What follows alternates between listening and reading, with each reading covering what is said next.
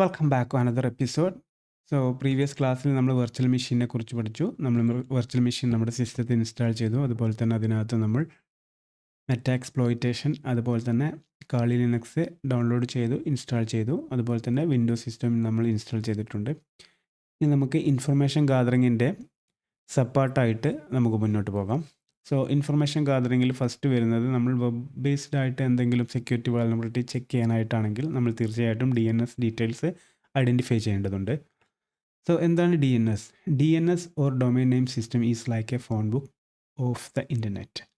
It is translate human friendly domain name like www.example.com into IP address. Like 192.0.2.1, that is computers use it to identify each other on the network. This process make it easier for users to access website without needing to remember the complex numerical address.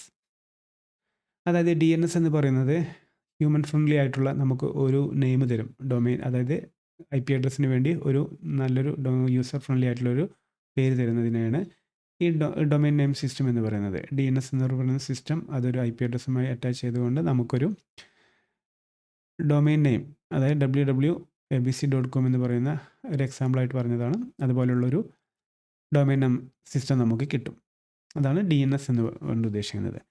അപ്പോൾ അതുപോലെ തന്നെ നമുക്ക് ഒരു domain name കിട്ടണമെങ്കിൽ തീർച്ചയായിട്ടും ഒരു domain സെർവറിൻ്റെ അണ്ടറിലായിരിക്കും നമുക്ക് domain details കിട്ടുന്നത്. ഇപ്പോൾ നമ്മളൊരു വെബ്സൈറ്റിൻ്റെ വൾനറബിലിറ്റി ചെക്ക് ചെയ്യണമെങ്കിൽ നമ്മൾ തീർച്ചയായിട്ടും ഏത് ഡൊമൈൻ ഡീറ്റെയിൽസ് അങ്ങനെയുള്ള കുറേ കാര്യങ്ങൾ നമുക്ക് ചെക്ക് ചെയ്യേണ്ടതുണ്ട്. അതിനായിട്ട് നമുക്ക് ബ്ലാക്ക് ട്രാക്കിനകത്ത് നിരവധി ടൂൾസ് അവൈലബിൾ ആണ്. ഞാൻ ജസ്റ്റ് ഒന്ന് ഇൻട്രൊഡ്യൂസ് ചെയ്യാം, ടൂൾസിനെ കുറിച്ച് ഇൻട്രൊഡ്യൂസ് ചെയ്യാം. ഓക്കെ, ഇതാണ് നമ്മളെ ബ്ലാക്ക് ട്രാക്ക്. നേരത്തെ നമ്മൾ ഇൻസ്റ്റാൾ ചെയ്ത് പരിചയപ്പെട്ടതാണ്.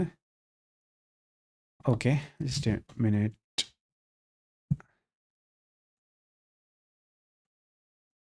ഓക്കെ, ഇത് നമുക്ക് ഫുൾ സ്ക്രീൻ ആക്കാം.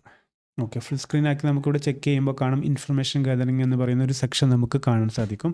ഇതിനകത്ത് DNS അനലൈസ്, അതുപോലെ തന്നെ IDS, live host identification, network port scanning എന്ന നിരവധി ടൂൾസ് നമുക്ക് കാണാൻ സാധിക്കും. ഇതെല്ലാം തന്നെ നമുക്ക് ഇൻഫർമേഷൻ ഗാദറിങ്ങിന് വേണ്ടി ഉപയോഗിക്കുന്ന ടൂൾസുകളാണ്. എല്ലാം തന്നെ ഞാൻ പരിചയപ്പെടുത്തുന്നില്ല. നിങ്ങൾ തീർച്ചയായിട്ടും ഇത് ഇൻസ്റ്റാൾ ചെയ്തതിന് ശേഷം റിസോഴ്സ് ഉപയോഗിച്ചിട്ട് നിങ്ങൾ ടെസ്റ്റ് ചെയ്യാവുന്നതാണ്.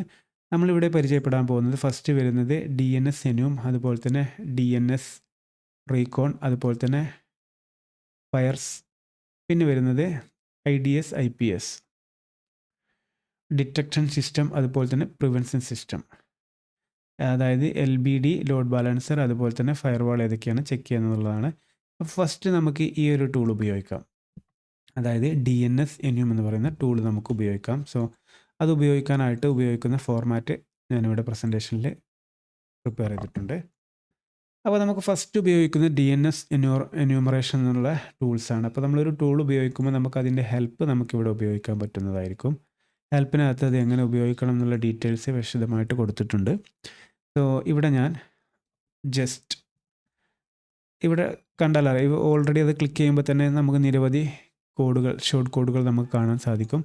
അത് ഉപയോഗിച്ചുകൊണ്ട് നമുക്ക് ഈ DNS ഡീറ്റെയിൽസ് നമുക്ക് എടുക്കാൻ പറ്റും. ഇപ്പോൾ ഇവിടെ നമുക്ക് ചെക്ക് ചെയ്യാം -DNS സെർവർ, ആ DNS സെർവറിൻ്റെ ഡീറ്റെയിൽസ് എടുക്കാം. അതുപോലെ തന്നെ enum -enum, അത് short cut open the equivalent, അതുപോലെ തന്നെ അങ്ങനെ പല മെത്തേഡ്സും ഇവിടെയുണ്ട്. അപ്പോൾ നമ്മൾ അതിൽ ആ ഒരു മെത്തേഡ് ഉപയോഗിച്ചുകൊണ്ട് തന്നെ നമുക്ക് ജസ്റ്റ് ഇവിടെ microsoft.com എന്ന് പറയുന്ന ആ ഒരു വെബ്സൈറ്റിൻ്റെ DNS ഡീറ്റെയിൽസ് നമുക്ക് ജസ്റ്റ് ഒന്ന് കോപ്പി ചെയ്ത് നോക്കാം.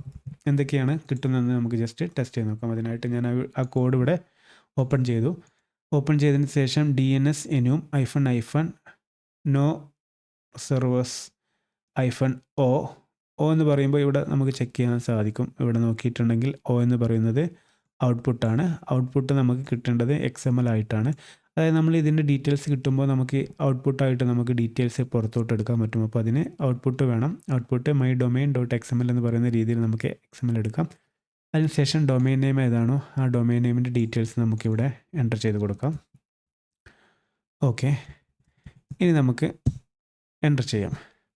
ഇപ്പോൾ നമുക്ക് അതിൻ്റെ കറസ്പോണ്ടൻ്റ് ആയിട്ടുള്ള ഓരോരോ ഡീറ്റെയിൽസ് നമുക്ക് ഇവിടെ വന്നുകൊണ്ടേയിരിക്കും.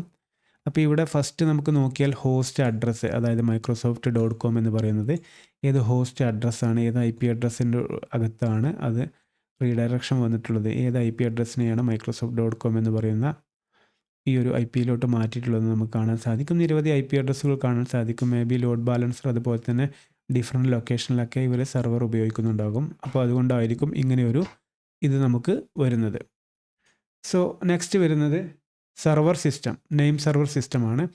നെയിം സെർവർ ഓൾറെഡി പറഞ്ഞു, ഡൊമൈൻ നെയിം സെർവർ ഏതൊക്കെയാണെന്നുള്ളതാണ്. അപ്പോൾ ഡൊമൈൻ നെയിം സെർവർ ഉപയോഗിക്കുന്നത് NS1, അതുപോലെ തന്നെ അതിൻ്റെ കറസ്പോണ്ടൻ്റ് ആയിട്ടുള്ള IP അഡ്രസ്സ് നമുക്കിവിടെ കാണാൻ സാധിക്കും. അങ്ങനെ നിരവധി മെയിൽ സെർവറുകൾ ഏതൊക്കെയാണ് ആ ഡൊമൈൻ microsoft.com എഗെയിൻസ്റ്റ് ആയിട്ട് ഉപയോഗിച്ചിട്ടുള്ളത്. അങ്ങനെ നിരവധി ഡീറ്റെയിൽസ് നമുക്കിവിടെ കാണാൻ സാധിക്കും. അതുപോലെ തന്നെ എന്യൂമറേഷൻ ബ്രൂട്ട് ഫോഴ്സിങ് ഉപയോഗിച്ചുകൊണ്ട് ഇവിടെ നിന്നും ആ DNSൽ ഉപയോഗിച്ചുള്ള നിരവധി അക്കൗണ്ടുകൾ, അക്കൗണ്ട് മീൻസ് CNAME, അത് നമ്മളൊരു ഡൊമൈൻ സിസ്റ്റം ചെയ്യുമ്പോൾ നമുക്കത് മനസ്സിലാകും. പക്ഷേ അത് ഡൊമൈൻ നെയിം സിസ്റ്റത്തെക്കുറിച്ച് നമ്മളിവിടെ എക്സ്പ്ലെയിൻ ചെയ്യുന്നില്ല. എങ്ങനെയാണ് ഒരു ഡൊമൈൻ ഹോസ്റ്റ് ചെയ്യുന്നതിനെ കുറിച്ച് നമ്മളിവിടെ എക്സ്പ്ലെയിൻ ചെയ്യുന്നില്ല. സോ ഇവിടെ ആ ഡൊമൈൻ നെയിം സിസ്റ്റത്തിൽ അടങ്ങിയിട്ടുള്ള CNAME റെക്കോർഡ്, അതുപോലെ തന്നെ ANAME, അതുപോലെ തന്നെ ഇത്രയും ഡീറ്റെയിൽസുകൾ നമുക്ക് കണ്ടെത്താൻ സാധിക്കും. സോ ഇതൊക്കെ നമുക്ക് മുന്നോട്ട് പോകുമ്പോൾ അല്ലെങ്കിൽ അതായത് ഒരു വാലനബിലിറ്റി ചെക്ക് ചെയ്യാനായിട്ട് നമുക്ക് തീർച്ചയായിട്ടും ഇത് ഉപയോഗപ്പെടുന്നതാണ്. ഇത്രയും ഡീറ്റെയിൽസ് ഇപ്പോൾ നമ്മൾ അതിൽ നിന്ന് നമുക്ക് കിട്ടി. അതുപോലെ തന്നെ Microsoft class C IP address, അതുപോലെ തന്നെ ബ്ലോക്ക്ഡ് IP അഡ്രസ്, അങ്ങനെ നിരവധി ഡീറ്റെയിൽസ് നമുക്ക് ഇവിടുന്ന് കാണാൻ സാധിച്ചു. അപ്പോൾ ഈ രീതിയിൽ നമുക്ക് ഈ ഒരു ടൂൾ ഉപയോഗിച്ചുകൊണ്ട് നമുക്ക് ഡാറ്റാസ് ഗാദർ ചെയ്യാവുന്ന DNS Enum എന്ന് പറയുന്ന ഈ ടൂൾ ഉപയോഗിച്ചുകൊണ്ട് ഡാറ്റാസ് ഇൻഫർമേഷൻ ഗാദറിങ് ചെയ്യാവുന്നതാണ്. അപ്പോൾ ഇവിടെ ഞാൻ എക്സാമ്പിളായിട്ട് ചെയ്തതാണ്. ഇത് ഓൺലി ഫോർ എഡ്യൂക്കേഷൻ പർപ്പസിന് വേണ്ടി മാത്രം ചെയ്തതാണ്. അപ്പോൾ നിങ്ങൾ ടെസ്റ്റ് ചെയ്ത് നോക്കുക. എഡ്യൂക്കേഷൻ പർപ്പസിന് വേണ്ടി മാത്രം മറ്റു ഏതെങ്കിലും വെബ്സൈറ്റുകൾ ടെസ്റ്റ് ചെയ്ത് നോക്കുക. ഇത് എന്തൊക്കെ ഡീറ്റെയിൽസ് നമുക്ക് കളക്ട് ചെയ്യാൻ പറ്റും, എന്നിട്ട് ഈ ഡീറ്റെയിൽസ് വെച്ച് ജസ്റ്റ് റിസർച്ച് നടത്തുക. ഇത് എന്തിനു ഉപയോഗിക്കുന്നതാണെന്നുള്ള ഡീറ്റെയിൽസൊക്കെ റിസർച്ച് നടത്തിയിട്ടുണ്ടെങ്കിൽ തീർച്ചയായിട്ടും നമുക്ക് മേ ബി ഇതിലൊരു ലൂപ്പോളോ അല്ലെങ്കിൽ എന്തെങ്കിലും ഇൻഫർമേഷൻ വാലനബിലിറ്റി അപാകതകളോ നമുക്ക് കണ്ടെത്താൻ സാധിക്കും. ഓക്കെ, അപ്പോൾ നമുക്ക് ഈ ഒരു സെക്ഷൻ ഇവിടെ ക്ലോസ് ചെയ്യാം. നെക്സ്റ്റ് സെക്ഷനിൽ നമുക്ക് DNS റീകോൺ ടൂളിനെ കുറിച്ചും അതുപോലെ തന്നെ ഫയൽസ് ടൂളിനെ കുറിച്ചും നമുക്ക് പഠിക്കാം.